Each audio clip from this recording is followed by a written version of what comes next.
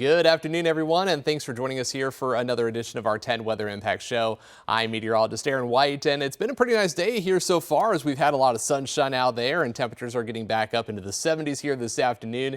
And we're going to continue with that here as we go through the forecast with more sunshine and a gradual warm up here as we go into the latter half of the week, and looking ahead to the weekend, we'll get highs back into the 80s. But something I want to talk about that happened last night. We have clear skies, and around 10:42 yesterday evening, a fireball was actually spotted across parts of the Midwest, including here in parts of Ohio, Michigan, Indiana. And it wasn't one of the larger ones that we've had in recent months that have actually created a sonic boom. There was actually one that happened last week in parts of Massachusetts that actually did lead to a sonic boom. That one was a little bit larger. This one, because it did not do that and it was rather quick, likely a smaller meteor, but still a pretty cool sight around 10:42. So if you have a doorbell camera, a security camera, if you want to check that out, you may have actually captured it on your camera here last night. So again, something pretty cool that we were watching just in the last, really the last 24 hours, I guess you could say, here across parts of the Midwest. But as we talk about the forecast, though, we are watching all that sunshine here today. It's been really nice through the morning into this afternoon. Perfect sunshine. Temperatures are warming up nicely. And as we look at our forecast here for the Memorial Tournament that's getting underway, as we, of course, have all the practice rounds happening today, things are looking good. Tomorrow's looking good. And Thursday also looking really nice. We got sunshine in the forecast every single day. Temperatures are going to get warm here by Thursday. We'll be back up into the 80s. And what you're going to notice, though, as we get closer to the weekend, the humidity is going to start to get a little bit higher. We're actually going to be feeling that humidity a lot more. Now, of course, with all the sunshine that we have, well, UV index is quite high. It's going to be staying that way here through the extended forecast with all the sunshine that we have here, especially now that we're into June. That sun angle getting higher and higher in the sky, reaching that peak as we get towards the summer solstice coming up on June 21st. And that means with the sun being so high in the sky, we're getting more solar radiation, leading to a higher likelihood of a sunburn happening in a shorter amount of time. So UV index is going to stay very high really any day that we have sunshine. There may be a couple dips as we get closer to Saturday because we'll have more clouds around, and we're also watching the chance for some thunderstorms here as we get into the weekend. But here's a look at our rain chances as we go through the rest of the work week. Not tracking anything today, tomorrow, Thursday and Friday, we're looking dry. It's going to be Saturday, Sunday into early next week that we have some chances. They're not high chances of rain, but some showers and a few thunderstorms will be possible as we get the temperatures up into the 80s. We get some more of that humidity, and the combination of that leading to the chance for a few pop-up showers and thunderstorms here Saturday, Sunday, Monday, and possibly into Tuesday, just kind of that pattern. So if you're heading out for the Memorial Tournament here through the weekend, just be aware there's the chance. I'm not saying it's going to be a washout by any means, and it doesn't look to be that way. And if anything, right now some of the computer projections are having some of the rain Saturday moving more into Saturday night. So that could mean most of the day is going to be dry, and then hopefully that would clear out in time for Sunday. So again, that's what we're watching here right now, but not tracking anything on the radar here this afternoon. Overall, pretty quiet for today. Clear skies are in the forecast. And as we look across the state, really not seeing any cloud cover until you get to parts of West Virginia where there's a little bit of shower activity there in the eastern part of the state, a few clouds into parts of Pennsylvania.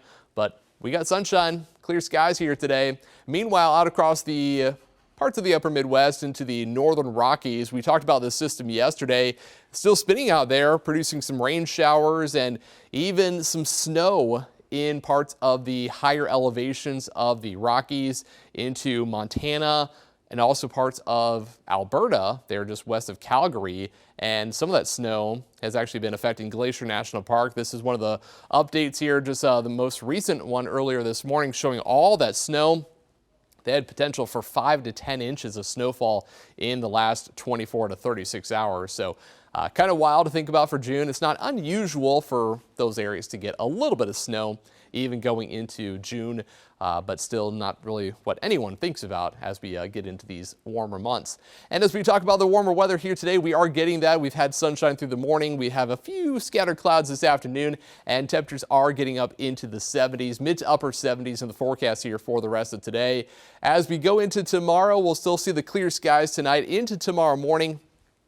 Not tracking anything really until we get into the more towards the end of the week. We may start to see a few more clouds building in here by Thursday, Friday, and into the weekend. But of course, those rain chances are going to hold off until closer to Saturday and Sunday. So our forecast here for today, perfect sunshine, beautiful conditions, 77 for a high temperature. Winds will be light, so really a beautiful day here today. And as we look at our forecast here for tonight, it will be mostly clear. It's going to be on the cool side. So the nice thing about the conditions that we have right now, don't really have to worry too much about running that air conditioning, especially as we get into the later evening, overnight. You can actually open up the windows and get some of that fresh air, fresh, cool air here tonight before our temperatures warm up and our humidity starts to rise. So here's our look at our 7-day forecast showing more sunshine for Wednesday and Thursday. Temperatures getting up into the lower to middle 80s. And then by Friday, we're actually going all the way to 87 degrees for a high temperature. And you'll notice the mid 80s, they stay in the forecast here all the way through the weekend. And we're going to see that humidity around. So do keep in mind that's going to lead to that potential for basically some showers and a few thunderstorms to build in across the area here as we go through the extended forecast. And of course, with all that summer weather here in place, with those temperatures up into the 80s later on, it is time to get ready for summer vacation. We are now in the peak summer travel season. Many people are getting ready to travel, but large crowds can expose you to germs you're not typically around. Medical experts say sicknesses can spread quicker during summer travel, including respiratory diseases like measles and norovirus. It's not just you traveling, but it's everyone else as well. Doesn't mean that it's not safe to take your big trips. All it means is you just have a plan in place. And of course, to stop the spread of the viruses, washing your hands is critical. Pack sanitizer to use after touching high contact areas like railings, and keep your hands away from your eyes and face. Choose long sleeves and pants in areas known for ticks or mosquitoes. And of course, use EPA approved insect repellent and check your body for ticks after being outside. And with temperatures warming up, many people are also going to head to the water. But before you do, it is important to know water safety skills. According to the Ohio Department of Health, 47% of unintentional drowning deaths that happened in the state in 2023 happened in natural waters. The JOSH project is hoping to reduce those numbers. You gotta be prepared for all life circumstances. Always be out on the water with someone else. Tell them what you're doing so that in case your boat capsizes, then they can be there for help. Also, carry a whistle. And many state parks across Ohio also loan out free life jackets for your family to use. And moving now from summer weather to stormy weather and the damage left behind recently by storms around the United States. This is video out of Alabama on Monday, where strong storms left behind numerous areas of storm damage. This included damage to trees and power lines, including one large branch that fell, crushing a pickup parked on the side of the street. Then out west, severe storms moved across the Denver metro. Check this out. This was on Monday. High winds, pelting hail, storms, and downpours started after 1 p.m. Local time. Hail fell in the downtown area of Denver, causing ground delays and ground stops at Denver International Airport. Drivers along Interstate 70 had to pull off the highway and park under overpasses for safety. Numerous funnel clouds were spotted across the metro area as well. So some pretty wild stuff happening out there in parts of Colorado yesterday. And as we talk about hail, so much of it fell on Monday, they actually needed to break out the heavy equipment to clean it up. A bulldozer is actually used for landscaping in parts of Aurora there in Colorado in the Denver metro, but they actually had to use it to clean up some of the hail after the powerful storm dropped a lot of that hail in parts of the metro. really shows just the scale of the storm that actually moved through that area. So pretty remarkable stuff. And let's turn now from severe weather to the potential for tropical storms. And we're actually going to start out in the Pacific, where there is potential for a named storm that is actually likely to happen here in the coming days. So here's a look at that as we look at our graphics. You can see over the satellite loop area, there is some development that we've been watching here for the last several hours now. And that area highlighted in red, that is what we are focused in on. And overall, this system has about an 80% chance of developing in the next 2 days, the next 48 hours, but actually a 90% chance of development in the next 7 days. You can actually see on the far right side of your screen that area in orange, that is actually a 40% chance of some tropical development here just there off the coast of Mexico. So a lot of things to keep an eye on here in the Eastern Pacific. Right now in the Atlantic, there is nothing that we are concerned about. Of course, we mentioned it on the show yesterday that yesterday was the official start of hurricane season in the Atlantic. So we're going to be keeping a close eye on things, of course, as we go through the summer season. And as we talk about the Atlantic, this season is expected to be a bit weaker than usual. And part of that is actually thanks to the likely super El Nino. There's an 80% chance that an El Nino event will emerge in the tropical Pacific Ocean from June through August, and actually could grow into a super El Nino. That's according to a report from the World Meteorological Organization. A WMO official explained how the event could impact the world. In some regions, it is likely we will see heavy rainfall and floods. In others, drought conditions. In others, increased or reduced extremes heat or tropical cyclone activity. We can also expect an increased risk of extreme heat with higher temperatures and shifting precipitation patterns, adding further stress on human health, ecosystems, agriculture, and energy systems.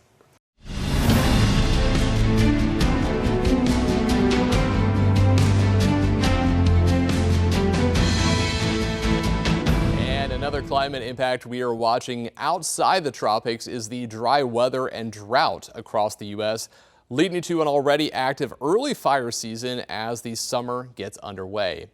New video from Los Angeles today actually shows where firefighters quickly stopped the forward progress of a brush fire that temporarily threatened homes and stopped traffic on I-5. And this is just out in Los Angeles County. This was on Monday afternoon. According to the California Highway Patrol incident log, the fire was first reported around 2:20 in the afternoon on northbound lanes of the freeway, and aerial footage shows flames burning uphill in light brush area towards neighborhood homes. They reported that the forward progress was stopped around 3:30 after burning at least 4 acres. No injuries were reported and no structures were damaged. And when it comes to those fires, a new study with some concerning findings for millions of people across Los Angeles. Researchers from UCLA and UC Davis say a cancer-causing particle was found in the air around the Palisades and the Eaton fire cleanup zones. And it may actually traveled miles beyond the burn area. CBS's LA's Gio Insagares actually spoke with one of the authors of the study to break down what this all means. The high temperatures in the fire will convert some of those metals into a more dangerous state than they were otherwise. Michael Kleeman is a professor in the Department of Civil and Environmental Engineering at UC Davis. He's also the lead author of a new study focusing on hexavalent chromium, also known as chromium-6. It's a carcinogen linked to lung cancer, asthma, and bronchitis. Researchers say it was found in the air around the Eaton and Palisades fire cleanup zones, predominantly 2 months after the fires were extinguished, carried in nanoparticles. Those nanoparticles can get almost anywhere in your body. When you breathe them, they can cross your cell membranes, they can circulate in your blood, and they can go everywhere. So having that as a delivery vehicle for this cancer-causing metal is really concerning. And it wasn't just those living in the burn zones affected by this. Modeling from the study suggests the nanoparticles may have traveled 6 to 9 miles downwind from the cleanup zone, reaching multiple communities that never saw a single flame. Santa Monica, Venice, even Brentwood, Westwood, and moving towards central Los Angeles. all of those folks were potentially exposed to a plume of this. The study found an estimated 3.3 million people potentially exposed, with airborne carcinogenic levels below federal workplace limits, but above EPA screening levels for indoor air. For residents like Jake Wilkins, who survived the Eaton fire, the broader question of what toxic material remains in and around the neighborhood is one that still doesn't have a clear answer. Do some more testing, make it publicly available so that I have more guidance on what decisions I should make. Because right now, I just have to gamble, essentially. In the study, chromium-6 levels had dropped back to background levels about 8 months after the fires. But researchers say the lesson here extends well beyond the Palisades and Eaton fires, and the general public needs to know what to do when the next big fire hits. Just like we need to learn to live with certain other natural disasters, I think we need to learn to live with this now.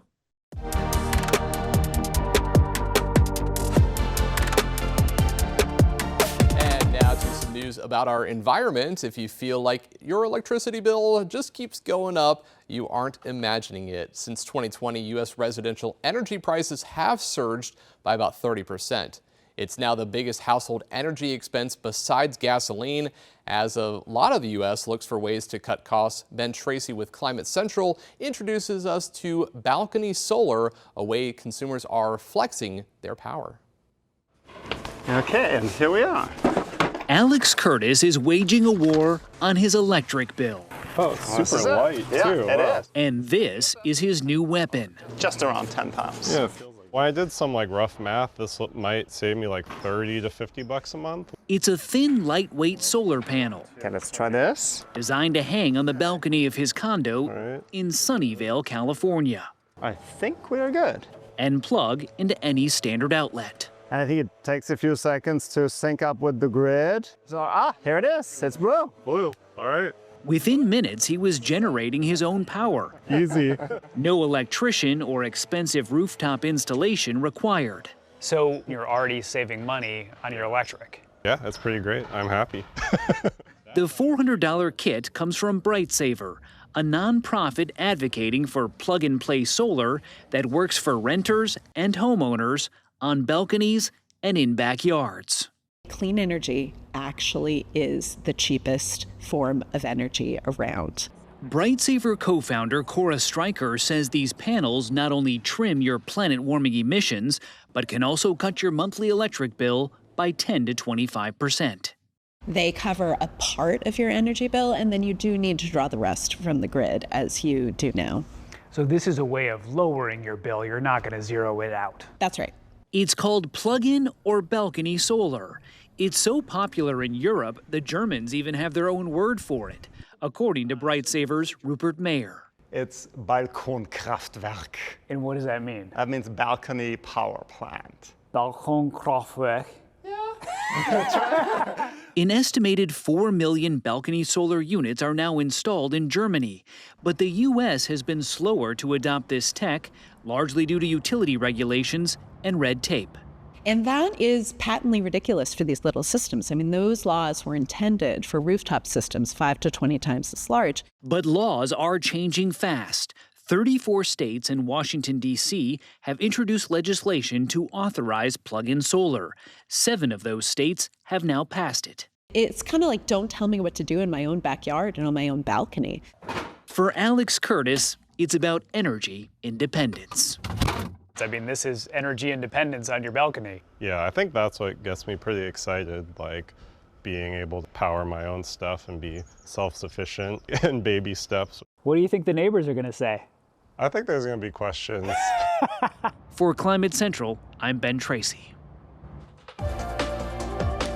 And before we go today, we want to check out some new video into us here at 10 TV. And this one pretty wild, as a powerful sandstorm swept through parts of India in one of India's desert states on Saturday, severely reducing visibility across some of those cities, and just wild to see just how thick some of that dust actually became. And this does happen, fairly often in some parts of India and also parts of the Middle East. And we've actually seen some dust storms like that even into the United States there in the desert Southwest. And the Indian Weather Office actually issued warnings for thunderstorms, lightning, and dust storms, with large temperature drops already recorded since Friday. So it just makes for a dramatic sight, especially driving there. Really just an eerie sight to see there in parts of India just back over the weekend.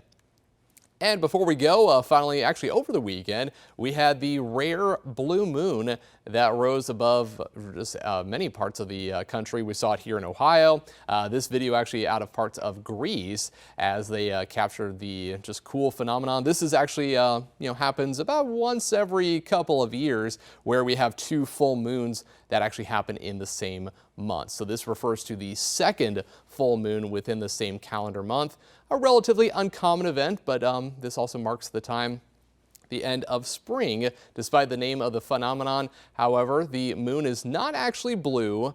According to NASA, this is one of the smallest moons of the year, known as a micromoon. So pretty cool sight, and we were actually checking that out just back over the weekend here in Columbus. We had a few high clouds passing through, but still made for a pretty cool sight to check out that second full moon back in May. And we'll get a full moon later on this month, and also later on this month, we're going to be getting some warmer temperatures as we get highs back up into the 80s this week, and I'm sure at some point we'll get some highs into the 90s as well.